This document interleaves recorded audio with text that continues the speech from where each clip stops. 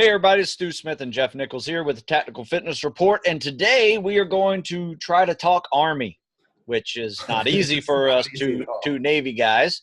Yeah. So we're going to kind of forget about all the complexities of Ranger 40 contracts and, you know, going to Ranger School or going to RASP or joining the battalion or wearing a beret or what to do to get tabbed. Let's just talk about the physiology of being a Ranger and what that school is going to require and what the job's going to require afterwards as well. So, Jeff, my thing is, and I've written a lot about, you know, the Ranger School and had a lot of guys come through here, my program, and that went off to become Rangers and, you know, on to RASP, you know, had regular guys that were, you know, not Rangers to go through Ranger School and get the tab. You know, so there's, you know, you can look at it a couple different ways, regardless of whether or not you're going to be at a Ranger battalion or what. You might get the opportunity to go through Ranger School. In fact, most officers have to go to Ranger School because it is considered the premier leadership course there in the Army. That's also tough as hell because you're only eating, what, twice a day for 61 days, and, you know, you're going to lose a lot of weight and you're going to ruck your ass off. I mean, you're probably going to average 20-hour days of work, you know, on top of just eating, what's that? Maybe 1,600 calories, you know, total. Yeah, if you're lucky. I think most MREs are around 1,000-ish. Maybe. Yeah. I think they're pretty standard, but the point is, this is not enough, I guess is really the point. Yeah. And MREs aren't exactly what you would consider a readily available source of clean energy either. Yeah. With as much sodium and preservative, but they have to do. I'm not knocking MRE. No, that's a gut check. I mean, you got to figure out the reason why they did that is because there are times when your supply lines may be cut off, and now you're going to be busting your ass working and fighting in wars where, you know, you have to ration your food. Yeah. You know, and before you all think, well, wait a minute, we live in the modern era. Telling you, man, when we first went in Afghanistan, no running. I was first in 2009 when I went to Afghanistan, we set up a new post. We didn't have running water. I was there for 152 days. We were using water bottles. We bought solar showers. Now, mind you, I was in an organization that had the budget was in the billions. Yeah. We didn't have running water. Yeah. We didn't have laundry. We didn't have any of that. So if you think, well, I'm going to go to the Ranger Battalion, they're super high speed, and we're going to go to the SEAL teams. I mean, it's the same thing in Colombia. No running water, right? And so understand that we kind of, and I have alluded to the kind of like, well, man, you're going to lose a ton of weight. It's going to suck anyway. But it actually is quite realistic. The initial push into Iraq in 2003, the SEAL teams that deployed there, they had to, I remember hearing the stories because this was, you know, 2 years after I came in. Like, well, 2 years after I actually finally deployed, but I was, you know, had been in the DEP program in 2002, 2003, but talking to guys that, you know, when I first got to SEAL Team 5 a couple years later, they were in the initial push into Iraq and through Baghdad and something, and they didn't have any food. And they were literally, when they would do assaults on targets, finding bad guys, they would take the food off target and try, like, we got like a goat and like rice, and I was like, anyone know how to cook goat? And like, oh yeah, the corpsman would be like, I know what the insides of a goat are like because of the trauma care they used on goats in 18 Delta. So like they had the corpsman cooking the goats because they're the only ones that knew, like, well, that's the stomach and that's don't eat into that, just like right. Or whatever. So guys, I mean, guys were sleeping in the Humvees, setting up hammocks. You know, they'd back the Humvees in bumper to bumper, 4 of them, and they'd string their hammocks up in the middle of the damn desert. Right. And they cooked the goat that they took off target. So point is, folks, is that that's the one thing that, like, I'll give a hard time about Ranger School. Go, man, they just starved the shit out of them. But it's real. Like it's like more, it's narcissistic a little bit, but it's like, it's a necessary evil for that selection process. Yeah. And you know, that is one way to induce a gut check. Yeah. Hunger. You know, at Buds, you're never going to be hungry. You know, you just get, you're going to be frozen and you're going to run your ass off, you know, but that's a different type of gut check. In Ranger School, it is hunger and rucking. And if you're not prepared for the load bearing strain on your body for Ranger School, it's going to be an awful 20-hour day for 61 days for you. So rucking and running, leg, lower back, strong lifting weights, Yep. a lot of calisthenics, muscle stamina, all of that is required to be a good Ranger student. So let's talk about the entry test alone. It's not your standard Army PFT, right? You don't have to do just push-ups, sit-ups, and a 2-mile run. Maybe, prior to, to qualify or something like that. But then you still have to, correct me if I'm wrong, Stu, maybe you know this, and I'm jumping right where you don't get a contract just for Ranger School right out of the gate. Just like SFAS, you've got to get enlisted in the Army or commissioned in the Army, go to boot camp, OCS, graduate, West Point, whatever it is.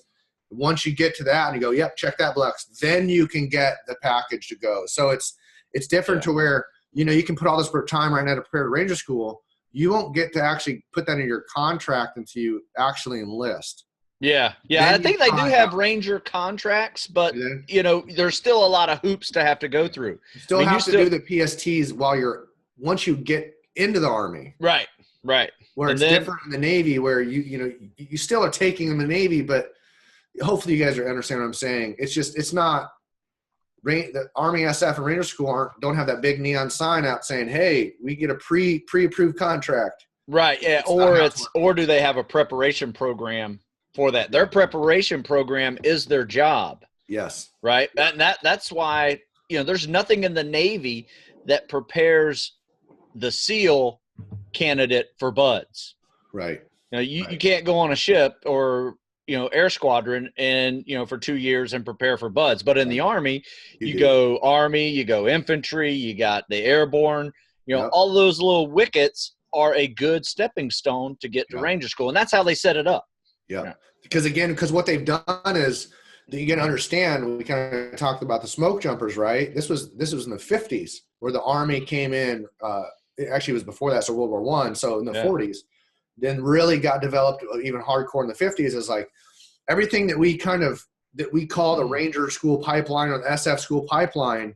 Like he already said, it's boot camp and infantry school, then the airborne, then the actual Ranger School.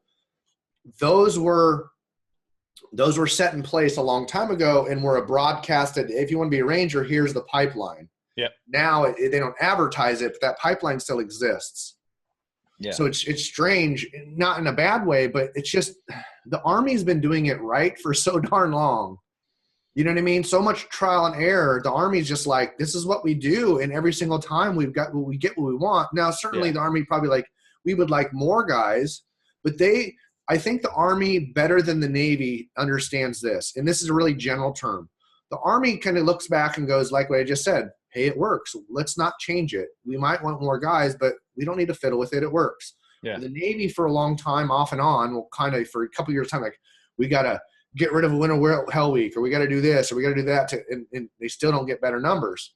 But the Army is just like, it works. Just put them through.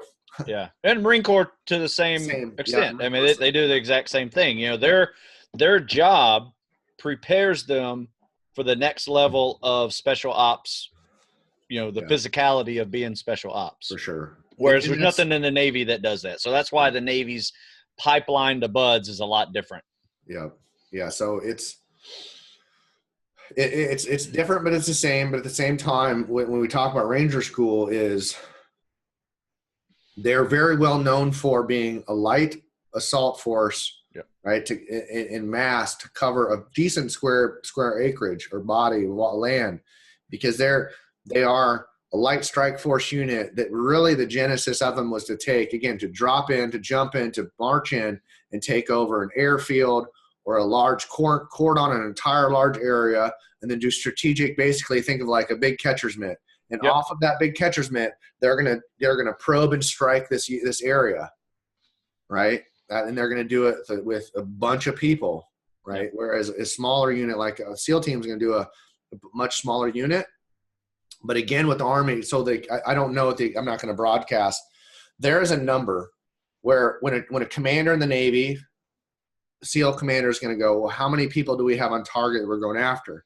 If that number exceeds a certain number based off of their people, they won't assault it, which is why when you get to a tier 1 force, that tier 1 force will get that number and go, well, we need the Rangers. Yep. Or we need to up our numbers using with other units, other government agency, other government assets or military units to up those numbers.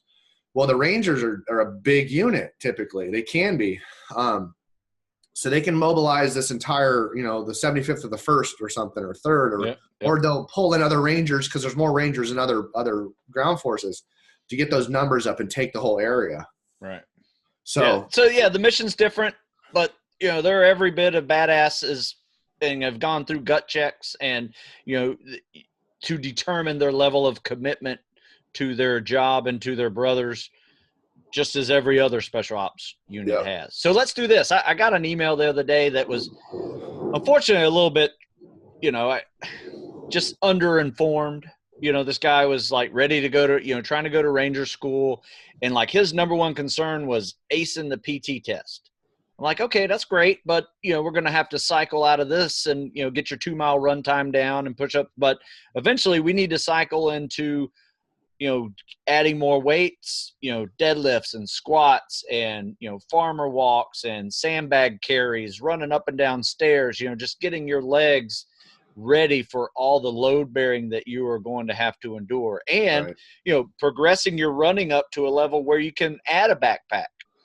One thing I hate is like guys who don't run and they just start backpacking, right? And just start rucking, it's like you got to have a running foundation before you try to start progressing in your rucking expertise. Definitely. And usually I would say, you're going to want to at least be at 20 miles a week before you even try to add a ruck to it. And then you can start taking off, one of those long runs, and add it, make it a ruck. Right.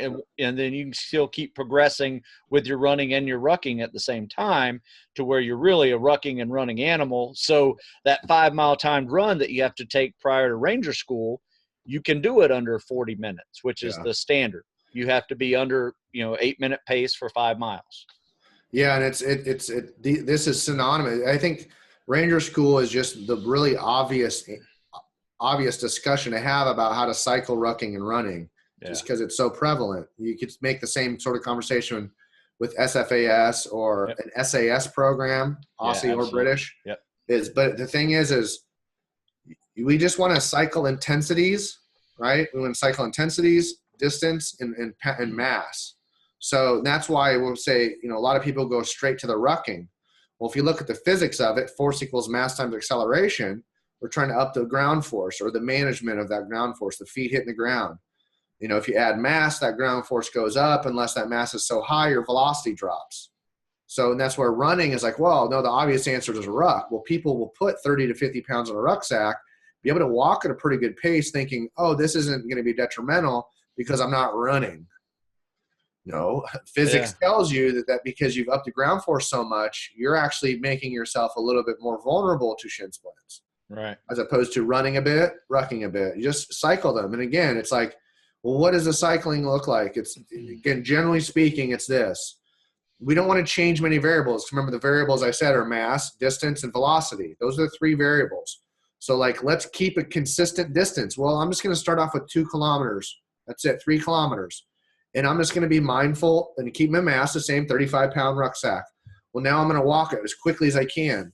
I'm going to walk it again as quickly as I can and go, oh, okay, it's sustainable. Now, if I can match that speed distance or match the speed in which I cover that distance, well, then what do?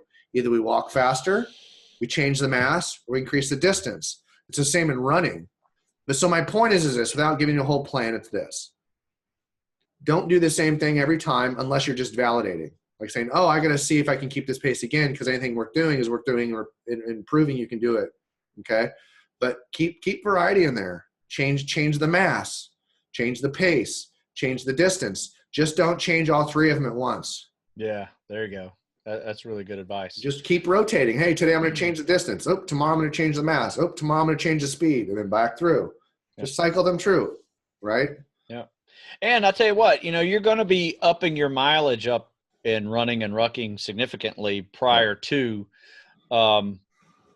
it's good to not do that every day. Maybe take a day off in between a couple of, 2-3 day cycles of hard impact running or rucking, maybe take that day and make it a mobility day or a non-impact cardio day. So you're still working your lungs, but you're giving your feet and knees and hips and lower back a break.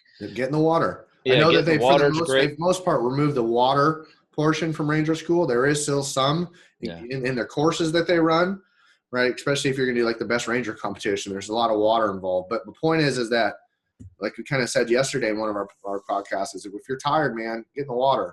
Yeah. Get moving, right? Yeah. Get on a bike. Yep. There will be a phase where you put on fins. I think in that swamp phase, you got to swim across a river or something, or a lake, or, so, I mean, being able to know how to use those rocket fins slid over your boots, because that's not a comfortable combination, by the way. If you ever put fins over your boots, it's not like a scuba booty. You lose a lot of mobility. With that. You put a fin on that forces more ankle flexion and extension, but you're wearing a boot that limits flexion and extension of the ankle. Yeah. It creates a real problem for that tibialis anterior, the front of the shin. Yeah. And you know what? You ruck differently than you run. At least you should. Yeah.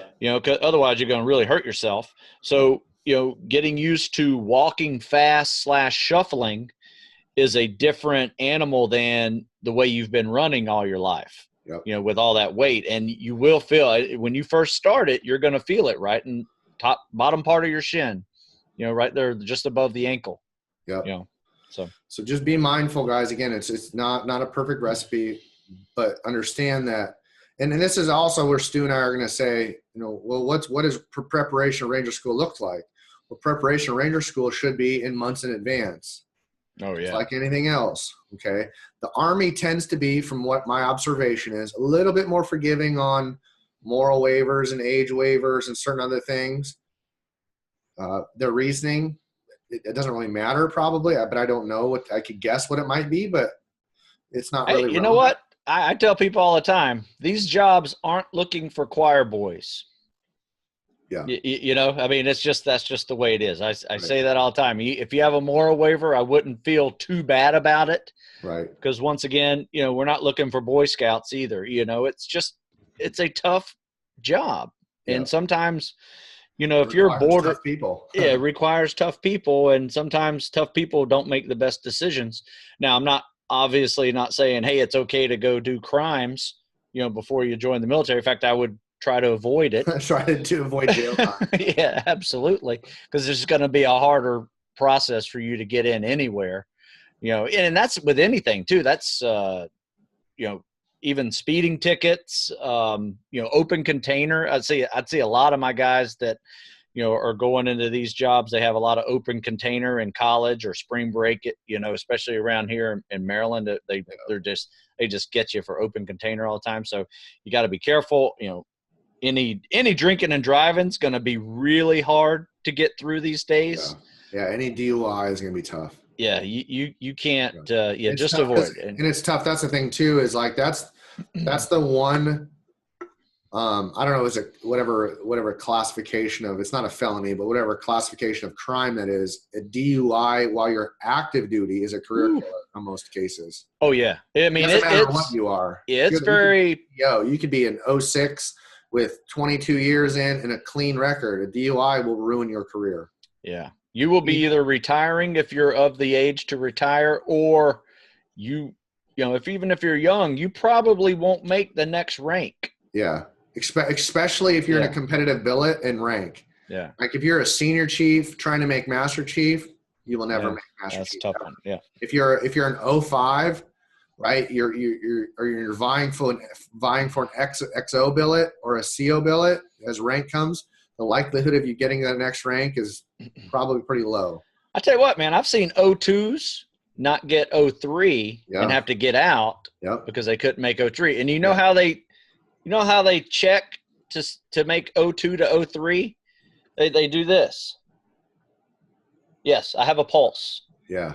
I get to where 4 years in, I'm going to be an 03 unless I do something really stupid. And that's one of those things that's really stupid. Yeah. So I know we kind of got off track with moral waivers and things, and we're talking about Ranger stuff, but regardless of what it is, being prepared for Ranger School is a lot different than what Jeff and I did preparing for Bud's training. There's a lot more rucking involved, a lot more running involved. But at the same time, to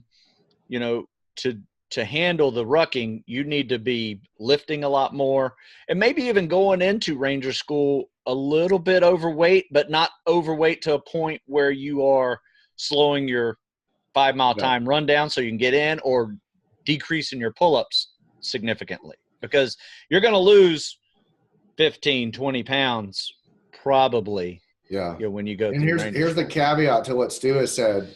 What he and I both do not recommend is that you begin implementing a diet or a meal program similar, or what you think might be similar to what you're going to encounter at Ranger School. Yes, you're going to have some caloric deficit. You're going to be eating MREs. So folks, don't go buy MREs and eat those in preparation. Don't starve yourself. Don't put a diet on that's going to be caloric restriction. Train and eat to support the training, or eat to support your training. Because when you get to Ranger School, that's just the natural progression of that course and selection, is that, hey, we're simulating a real world combat scenario for this duration in time. You're only going to get, because again, you understand the MREs of the food they get is a simulation of what they are going to be taking in the field. And here's the deal. They're going to be carrying what they're eating, and they're only going to be able to carry or eat what they carry, right? They're not going to, like on the navigation points that are 6, 8, 10 clicks away, they're not going to get there and have like this field cafeteria set up. Yeah. They're going to be like, hey, break down, you're making camp here, set up watches. You guys are on the first watch. You guys are manning the radio. You guys start eating, da-da-da-da-da. You stage it, and you stage naps with your partner. But you're only going to eat what you've been able to carry. So it's real world simulation. But that you don't need to do. You don't need to simulate that when you're training, though. Right. Yeah, that's good advice. Same advice for when we tell kids, don't get in cold ice buckets to prepare for buds. I mean, go swimming in the ocean. Yeah. What I would say about the MRE, not getting off topic, it's relevant, is that to learn how to use an MRE, because there is a bit of a weird, because if you do it just right, use the MREs, the heaters and such, you can have hot food quick. Yeah. If you put too much water in, if you do these sort of things, you're eating cold MREs. So that's the side of the MRE, for example, excuse me, is that maybe it's worth experiencing, right? Maybe it is worth experiencing doing a heavy rucksack and seeing what you can, what is your rucking time, right? You just figure it out just to go, absolutely. Oh man, this sucked, but it was doable, or whatever. It's because we Ranger School has broadcast what it's testing. Yeah. It's a good idea to simulate some of that testing. So the first time you experience it isn't, but I'm not saying hey, all week, I'm just going to only eat 2 MREs a day and I'm going to train my ass off. That's not what we're saying. Yeah. You know what? That's a really good point, Jeff, you made. One thing that I do with my guys is we will go do 3 miles of rucking, and this is kind of like pacing drills that you would do with your, counting paces and things like that. So the first mile is we're just walking and talking. Yeah. So conversational pace, walking. We're just curious where that gets us in 1 mile. Yep. Can you do it in 15 miles? Or 15 minutes? That's pretty good, right? If you can do it, sometimes it's 15, 16 minutes roughly for us. Now let's do a power walk. So now we're power walking, little less conversation involved, in that you're not on your cell phone talking. I mean, you got to focus a little bit on this power walk. And typically, if you do it right, you can get it under 13 and a half, roughly like that. And then the next one is a shuffle, right? And that shuffle kind of depends on how short your stride is, how you're going shuffling. Not quite a run stride, but a little half of a run stride, but you're moving your feet pretty fast. So you got a pretty good forward lean. Forward leaning. Yep. Yeah. And you're starting to breathe a little heavier. So see where that is. What do you get that? Can you get 11 minutes? Can you get under 12 minutes? Those are good times. I mean, some guys break 10 minutes doing that. you know, Yep. and Oh, yeah. and If just you're know, rucking around 11 minutes per mile, that's pretty freaking fast. yeah, that's really 11 good. minutes is smoking fast, but a Yeah. lot of people do that. That will become, so at the end of ranger school, that's going to pretty much become most of your paces. Yeah, it's going to be a good standard to Cruising. be in front of the class. Now, Yeah. the minimum standard, which I don't recommend striving for, but just know that that minimum standard is a 15-minute mile. So that is basically just walking moderately fast. Yeah. You know. So I would say that, like, let's again make this hypothetical person really briefly, and this is where I want your guys' head to be at a little bit.